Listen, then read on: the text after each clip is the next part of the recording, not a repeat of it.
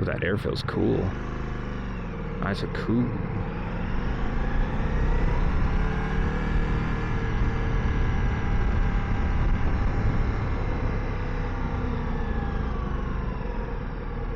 Well, this blows.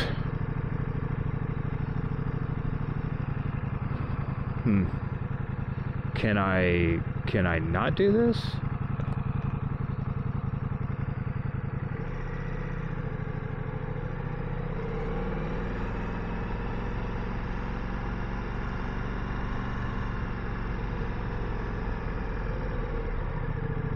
There we go.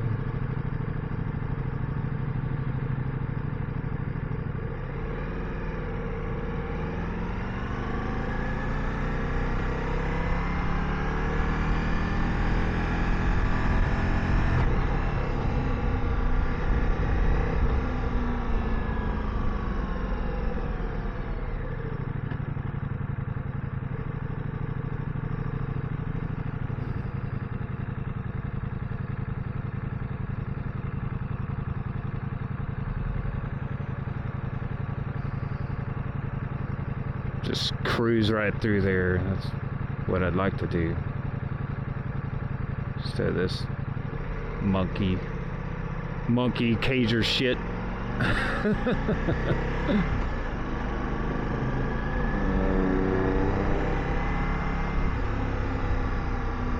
Sitting in traffic is for cagers. Ooh, Starbies. Gotta stop and get some Starbies. So what Dan the Fireman on YouTube talks about is he talks about positioning for safety. So right now, I have a really good line of sight and I can see all these people braking up ahead. So I can kind of make a determination of how comfortable I want to be and how much buffer zone I need between myself and the vehicle in front of me. Because I can see they're going now and there's not hitting a brake, then I'm comfortable with this space cushion. If they were braking, then obviously I'd want to let off the throttle and back off a little bit. But I have a good line of sight. And if this car moved over to the right, then I would dip over here and I would look this way, and then I would be able to see all the cars this way. Here, I can still see it because we're going up a hill, so I can see the car roofs in front of me. But now, I have no idea what's going on in front of this vehicle.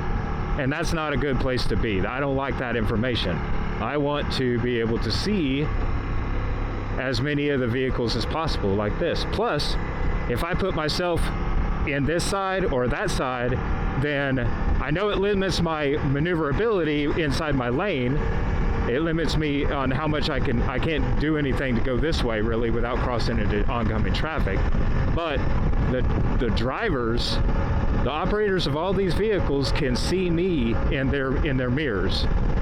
If I'm behind them, it's a lot more. I would argue that it's a lot more difficult for them to see you in that situation. So, I'm trying to put a little bit of space between me and these cars so we can kind of get up on it a little bit, because we're going grandma speed right now. Anything below 70 for me is grandma speed. Oh man. If I had guards on this bike, I would definitely test its off-roading capability. I know it's not made for that. It doesn't have the rubbers on it. It doesn't have the larger wheel in the front. But it's got everything else. I mean, so see, now that we've closed in, now I need more visibility. So I'm positioning for safety, as Dan would say. Go check out his channel on YouTube. He's great. A lot of what I practice now and a lot of what I go by when I'm riding my bike on a daily basis is what Dan talks about in his videos. Positioning for safety, ride safe, you know, he's got all these cute little acronyms that help you remember what you need to do, and a lot of it's just really basic common sense stuff. the more you watch it, the more you're kind of like, yeah, you know. And when he comments on these MotoStars videos where there's a lot of accidents a lot of clips of accidents. When he's commenting on it, you can kind of see what he's going to say before he even says it, based off of everything that you've seen before. You kind of know what's going to happen in the video. Sometimes you're wrong. Sometimes it's something that comes out of completely nowhere, like a deer running in front of the motorcycle rider and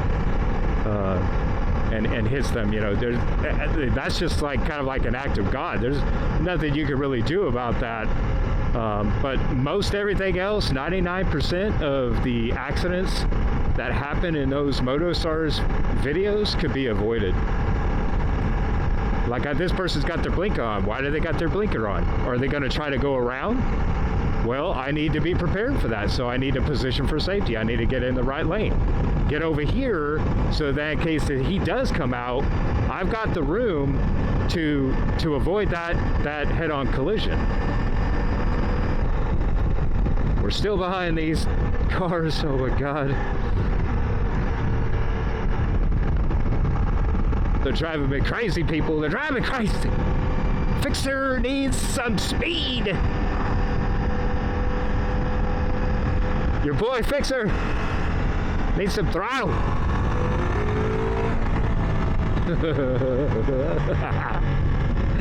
Oh God.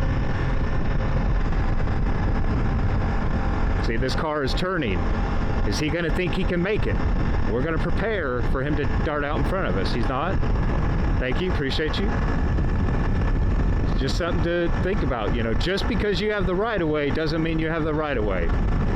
You have the right-of-way as much as you think that you could go through a vehicle and survive it. That's about how much right-of-way you have as a motorcyclist. I don't care what the law says. I don't care what the circumstances say. It's unfair. Yes, I agree. But there's no reason for you to fight. You don't play chicken with a 2-ton cager. You're going to lose 100% of the time. Secondly, don't get pissed off about it. Just chill. Just enjoy your ride.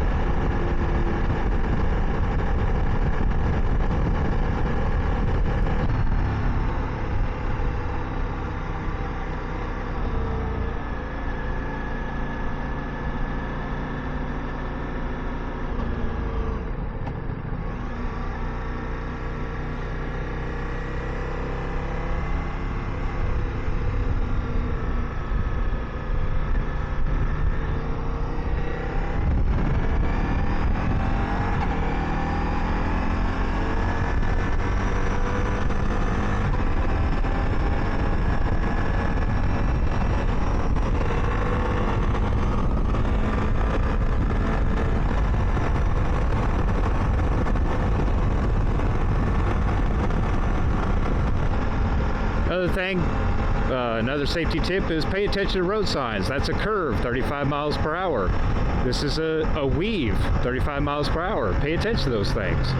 That leads you in to know, like, you know, if you know the capabilities of your bike, which I haven't learned this yet with this bike, then I know how fast I could take a 35 mile an hour curve.